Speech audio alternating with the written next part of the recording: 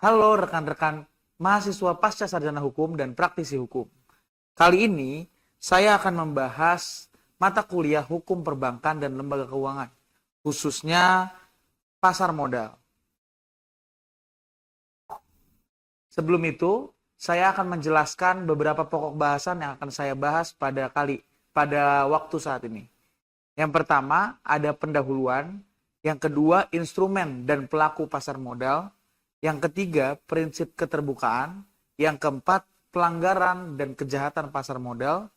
Yang kelima, pengawasan dan perlindungan investor. Dan yang terakhir, kesimpulan.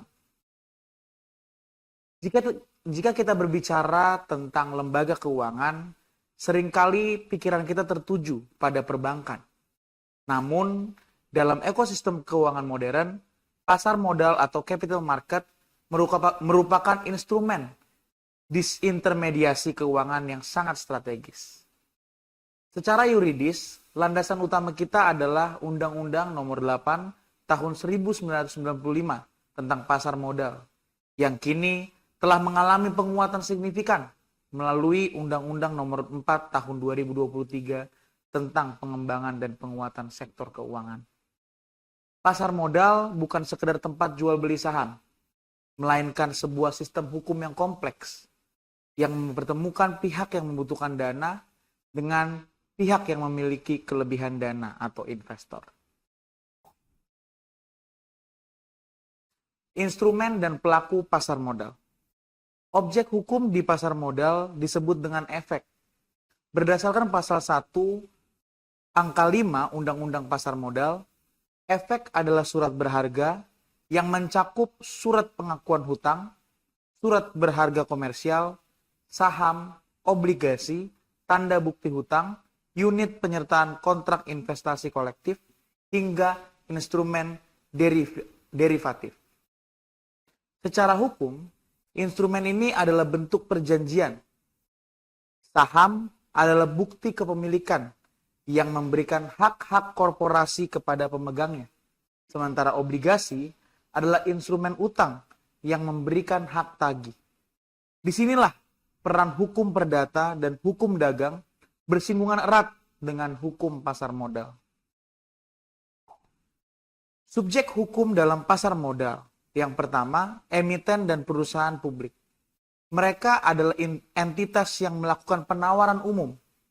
Perlu dicatat perbedaannya. Secara yuridis, emiten melakukan IPO, sedangkan perusahaan publik adalah perseroan yang memiliki sekurang-kurangnya 300 pemegang saham dan modal disetor 3 miliar rupiah. Yang kedua, SRO atau Self Regulatory Organization, terdiri dari Bursa Efek Indonesia, lembaga clearing dan penjaminan, serta penyimpanan dan penyelesaian. Mereka memiliki kewenangan kuasi legislatif untuk membuat aturan yang mengikat anggotanya. Yang ketiga, profesi penunjang. Ini yang paling menarik bagi kita praktisi hukum. Ada konsultan hukum pasar modal yang memberikan pendapat hukum dan melakukan uji tuntas atau legal audit. Tanpa tanda tangan konsultan hukum, sebuah perusahaan tidak akan bisa melantai di bursa. Ada juga notaris dan akuntan publik.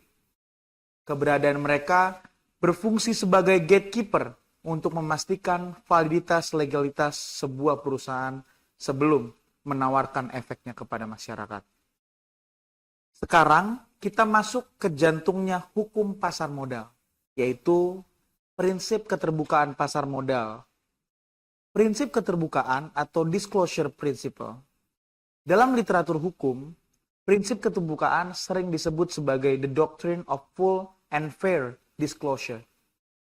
Prinsip ini sakral karena barang yang diperdagangkan di pasar modal adalah kepercayaan yang dibungkus dalam informasi.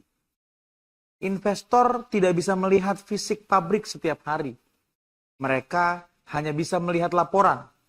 Oleh karena itu, prinsip keterbukaan mewajibkan emiten untuk mengungkapkan seluruh fakta material mengenai usahanya atau efeknya yang dapat mempengaruhi keputusan investor atau harga efek tersebut.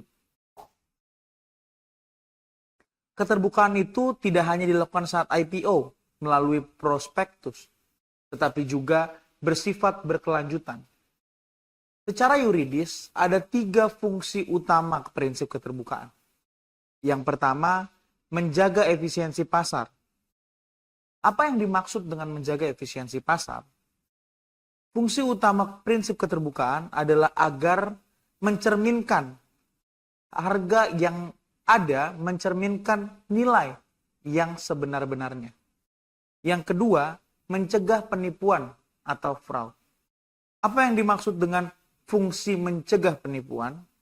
Dengan adanya transparansi, ruang lingkup manipulasi menjadi sempit.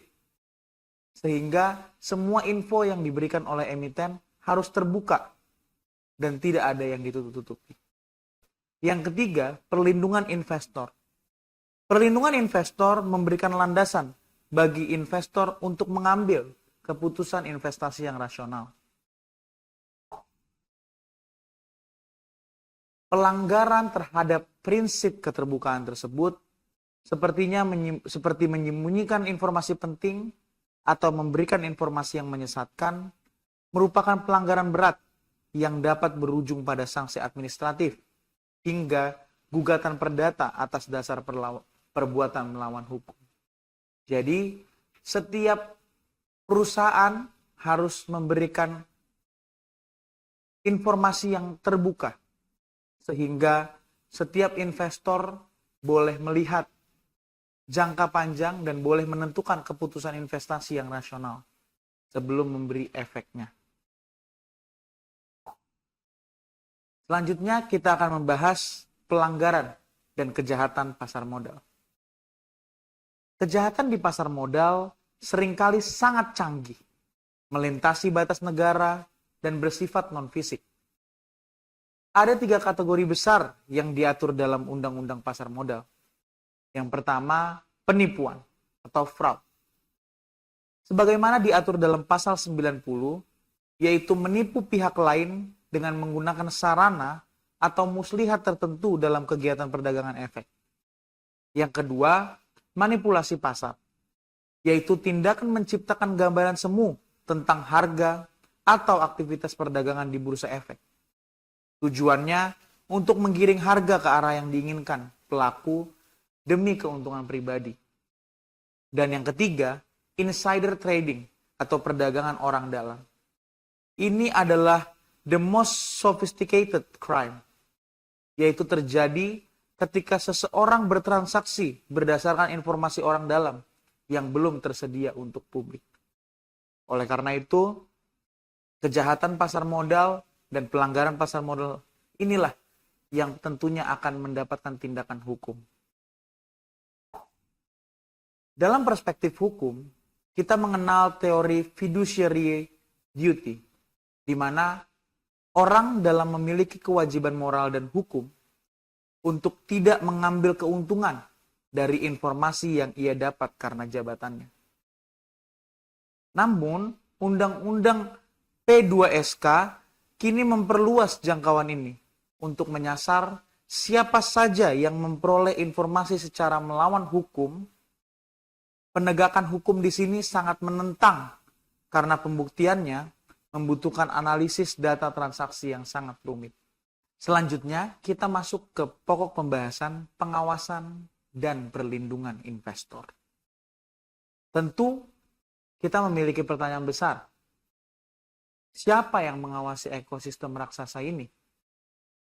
Sejak tahun 2011, kewenangan pengawasan pasar modal beralih dari Bapepam LK ke Otoritas Jasa Keuangan. Berdasarkan Undang-Undang Otoritas Jasa Keuangan dan diperkuat oleh Undang-Undang P2SK, Otoritas Jasa Keuangan memiliki kewenangan integratif, mulai dari pengaturan, pengawasan, hingga penyidikan. Dalam hal perlindungan investor, hukum kita menganut 2 jalur. Yang pertama, perlindungan preventif. Melalui regulasi ketat mengenai perizinan pelaku usaha dan kewajiban keterbukaan yang sebelumnya kita bahas. Maksud dari perlindungan preventif ini adalah bahwa negara kita atau hukum yang ada di negara kita membuat atau memaksa pelaku usaha untuk memberikan keterbukaan atas setiap informasi yang bisa atau harus boleh diakses oleh calon investor. Lalu yang kedua, perlindungan represif. Perlindungan represif adalah pemberian sanksi tegas bagi pelanggar. Selain itu, Indonesia memiliki Indonesia Security Investor Protection Fund yang berfungsi sebagai dana perlindungan pemodal jika terjadi kehilangan aset akibat penyalahgunaan oleh perantara pedagang efek. Namun, perlindungan paling mutakhir dalam Undang-Undang P2SK adalah penguatan peran Otoritas Jasa Keuangan dalam melakukan penyidikan tunggal dan kewenangan untuk memfasilitasi penyelesaian sengketa lembaga alternatif penyelesaian sengketa sektor jasa keuangan. Jadi, melalui undang-undang yang ada, Otoritas Jasa Keuangan diberikan wewenang untuk menyelesaikan sengketa pasar modal. Melalui apa? Yang saya sebutkan tadi, melalui lembaga alternatif penyelesaian sengketa sektor jasa keuangan. Hal ini memberikan kepastian hukum bagi investor retail yang seringkali berada dalam posisi tawar yang lemah di hadapan korporasi besar. Sebagai penutup, dapat kita simpulkan bahwa hukum pasar modal bukan sekedar kumpulan pasal mengenai transaksi saham. Ia adalah sebuah sistem hukum yang dirancang untuk menciptakan keadilan, transparansi, dan efisiensi dalam mobilisasi dana masyarakat. Setidaknya ada 3 poin refleksi yang bisa kita bawa dari pembahasan hari ini. Yang pertama, dinamisme hukum. Hukum pasar modal harus selalu lebih cepat selangkah dari inovasi teknologi keuangan agar tidak terjadi kekosongan hukum. Yang dimaksud adalah hukum harus lebih cepat mengetahui perkembangan teknologi yang akan terjadi nantinya. Sehingga sebelum terjadinya pelanggaran-pelanggaran yang diakibatkan oleh kecanggihan teknologi saat ini, hukum sudah mengaturnya terlebih dahulu. Lalu yang kedua, pentingnya integritas. Sebagus apapun regulasi yang kita miliki, tanpa integritas dari para pelaku dan ketegasan pengawas, pasar modal hanya akan menjadi arena perjudian legal. Yang dimaksud adalah setiap pelaku usaha dan pengawas pasar modal harus memiliki integritas yang tinggi, sehingga pasar modal menjadi tempat yang baik untuk para investor melakukan investasi untuk masa depannya. Lalu yang ketiga, tentang edukasi hukum. Perlindungan investor terbaik adalah investor yang teredukasi secara hukum dan finansial. Maksudnya adalah setiap orang yang ingin menginvestasikan dananya harus terlebih dahulu memiliki edukasi atau diberikan edukasi, baik itu secara hukum maupun edukasi finansial yang baik untuk menentukan investasi yang akan dia ambil. Demikian penjelasan saya mengenai aspek hukum pasar modal dalam bingkai hukum perbankan dan lembaga keuangan. Semoga paparan ini memberikan wawasan baru bagi kita semua dalam memahami kompleksitas dunia hukum keuangan di Indonesia. Saya, Yakob Immanuel Christian Zanetti, dengan NIM 25021900020,